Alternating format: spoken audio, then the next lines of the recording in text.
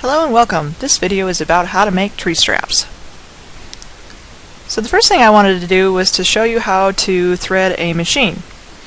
So I've got a pretty heavyweight thread here. It's a Gutterman thread, polyester thread, pretty thick, that I'll be using. Let's go ahead and thread the bobbin. What you want to do is take the bobbin and put it in your right hand. And I remember that it's sort of like a toilet paper roll where it comes over the top. Hold that in your right hand, and then you put the casing in your left hand. Then you go ahead and put the bobbin in the casing and grab the little thread that's coming out.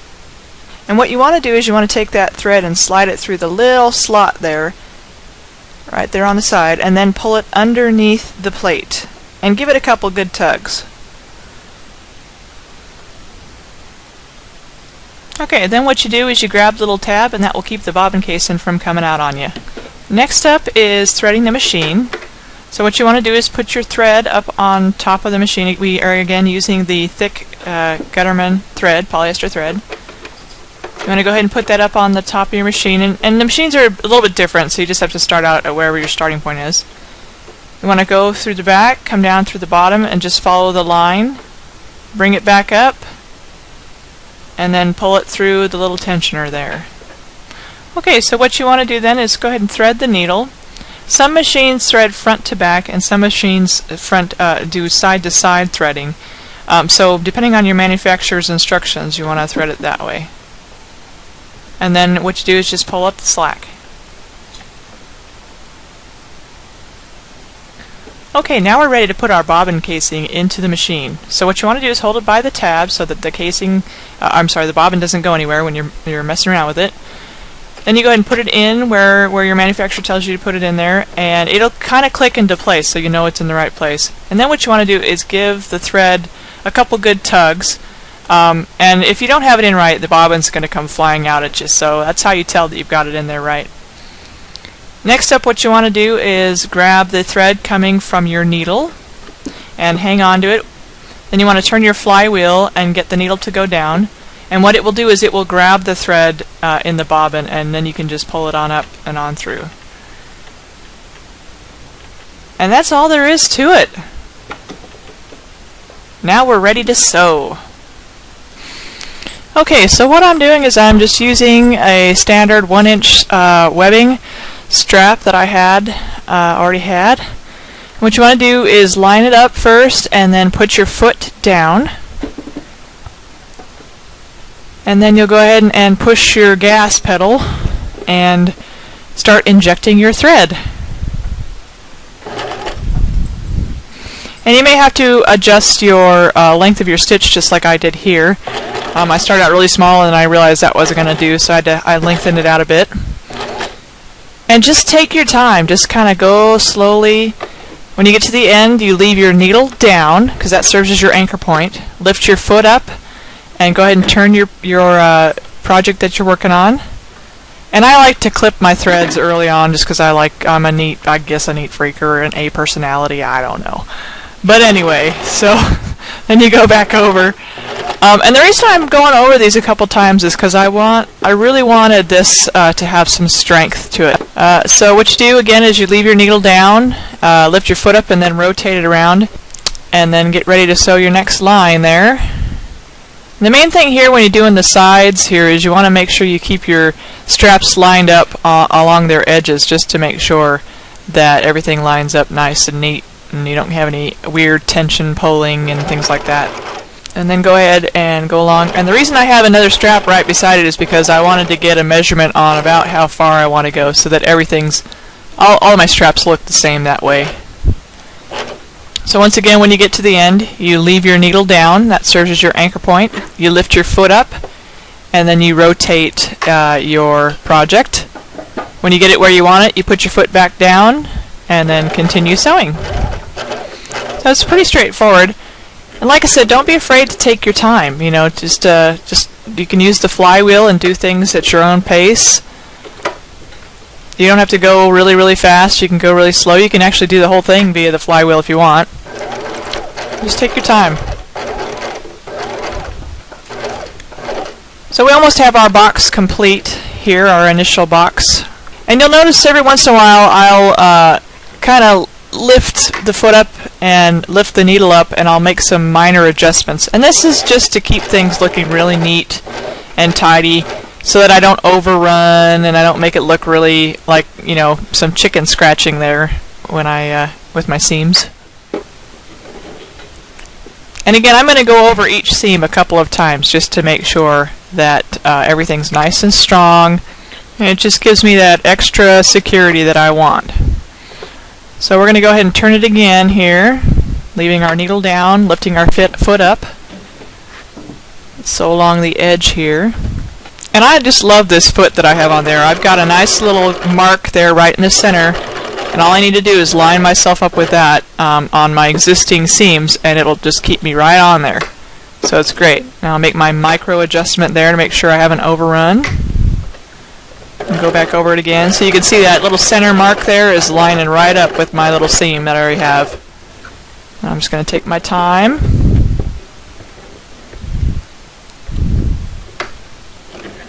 Just barely move things. There we go. Okay, now we're going to go and do our cross seam here.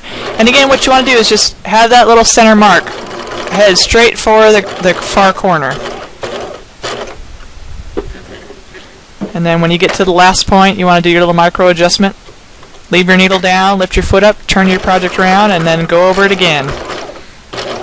And it'll just give you that extra added strength that you need to hold, because you know we put a lot of force on these things when we put our hammocks on them, so you just want to make sure that you've got everything nice and heavy duty.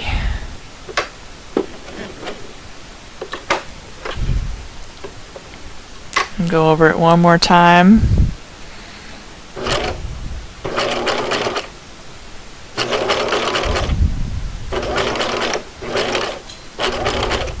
And I just love little projects like this too, because they're you know fairly quick. You can do them in you know half hour to an hour, and have something to show for it, which is great.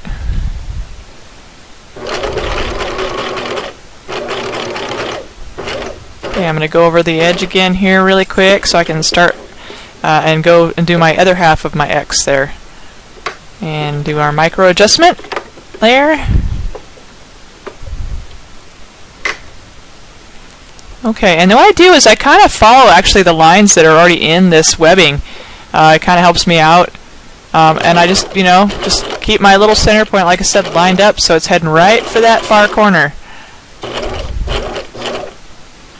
And then when I get to the far corner, again I'll just make a little micro adjustment there.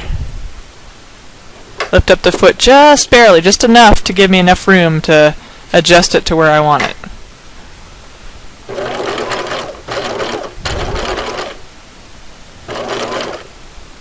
Go over it again here for some added strength.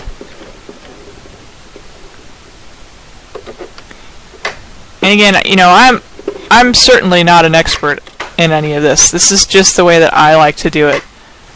It's worked for me. I know it's a really strong way to do it, and I like it. So there's a lot of other methods out there that you could try if you want. This is just the way I like to do it.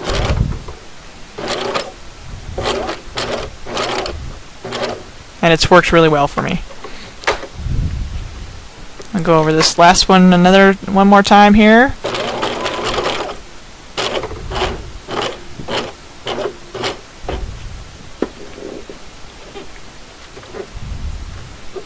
Do my micro adjustment. Okay, so now we're at the end, and what we want to do is we want to do what they call a locking stitch. And what you do is you use this little backup mechanism here on your machine. Each one's different, but it's a little backup thing. And what that does is it'll lock your stitch. So you'll go backwards a couple times, and then forward a couple times. And it really locks your stitch in good, so it won't go anywhere, won't unravel. Do our micro adjustment, last one. Lift up our foot, and go ahead and pull out your project. Grab your scissors and just snip off the excess there. And there you go. we have our little box. We're going to do one more thing just to give it a little bit more support, strength. Just towards the loop end of this strap, I'm going to put in a fairly wide zigzag seam for that extra tension that'll get put on it. So what you do is you go up to your zigzag and you set the width of your stitch. Not the length, it's the width of your stitch. And what you'll see is as you're moving it over, you'll see the needle start to go. It'll start to move over there. You can see it moving to the left there. Okay, and once you get that set, then you'll go ahead and start. And I actually recommend that you, again, start this with your flywheel. Get your needle set. Now you'll notice that one of my threads kind of fed through there pretty fast. So I just went and grabbed it and pulled it out so that it didn't mess my machine up. And what you want to do is go across and do your micro adjustment there at the end and make sure that everything's all lined up nice. Leave your needle down, put your foot up, and then rotate. And I'm going to go ahead and clip again just because that's how I am. Okay, then you put your now this is a little bit different when you put your foot down. So when you turn it around, you're actually going to be on the opposite or wrong side of your stitch. So what you have to do is lift your foot up a little bit. Once you have your needle up, you want to lift your foot up and move your strap over again so that you're centered again on your zigzag strip. And what I do is I line up the middle of my foot with the middle of the stitch. Again, the middle of the foot with the middle of the zigzag stitch. And that way you make sure you're on the right go around. And like again, all you do is you just lift your needle up a little bit, move it over, and then go ahead and use your flywheel to get it to start again the first time around. And that makes sure that your thread stays pretty tight, the tension's there. And we'll go over this again. And then we'll use the flywheel to make our final micro adjustment. Lift the foot up a little bit. Alright. And I'll show you that to you again. So see how I'm on the wrong side because I rotated 180 degrees. So you lift your needle up, lift your foot up, move things over so that you're lined up again. Center of your foot right there with the center of your stitch, your zigzag stitch. Okay, so let's go ahead and use the flywheel again to get us started. Okay. Now as I get close to the end here, I'm actually going to do a locking stitch of some sort. So what I'm going to do is I'm actually going to shorten my length of my stitch, so the length and how fast it travels. Let me show you how that works. So we'll head back over to the lengthening mechanism on our sewing machine and rotate it up so that we're almost at 0. About a quarter is where you want to be. Okay, and then when we apply our gas pedal, you'll see that the travel, it just stays right where it is. And that'll lock it for you. And then when you're done, you just lift up your foot, grab your scissors, and do your final trim there of all the excess thread there. And voila! We have a tree strap. So let's go outside and check this out. Alright, so here we are. I found a nice big tree. We can try this on.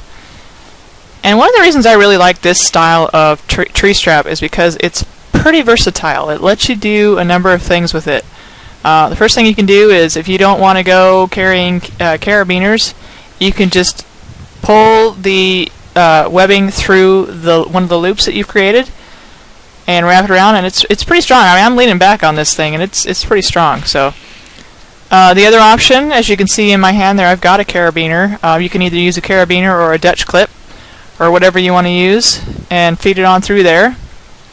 And then you can take your webbing and wrap it around the tree, and then it's really simple. You just snap the other side through your carabiner there.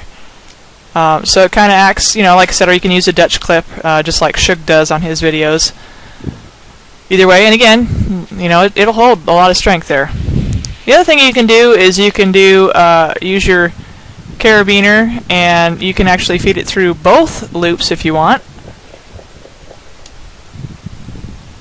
That works pretty good. So that's it.